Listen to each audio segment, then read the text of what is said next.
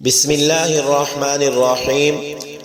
رسول اللہ صلی اللہ علیہ وسلم نے ارشاد فرمایا، ایک مرتبہ کسی شخص نے یہ کلمات کہے، یا رب لک الحمد کما ینبغی لجلال وجہک وعظیم سلطانک۔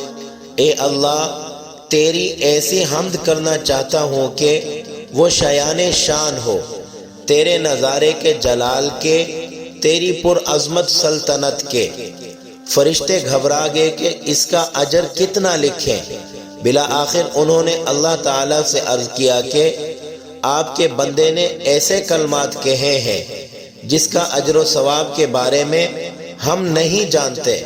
اللہ رب العزت نے باوجود جاننے کے پوچھا کہ اس نے کیا کہا۔ فرشتوں نے اللہ تبارک و تعالیٰ کے سامنے یہ کلمات دہرائے، یا رب لک الحمد کما ینبغی لجلال وجہک وعظیم سلطانک۔ اللہ رب العزت نے فرمایا، تم اسے یوں ہی لکھ دو، میں خود اپنی ملاقات کے وقت اس کو اس کا اجر و ثواب عطا کروں گا۔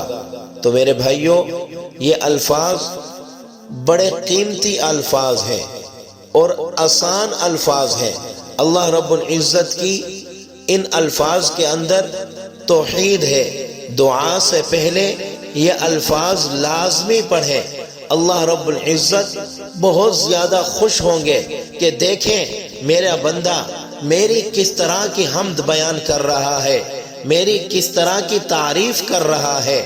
اور ہو سکتا ہے اللہ رب العزت اپنی اس شان کو سن کر بندے کی ہر دعا کو قبول فرما دیں۔ یہ الفاظ بہت زیادہ آسان الفاظ ہیں، ہر کوئی انہیں آسانی کے ساتھ یاد کر سکتا ہے۔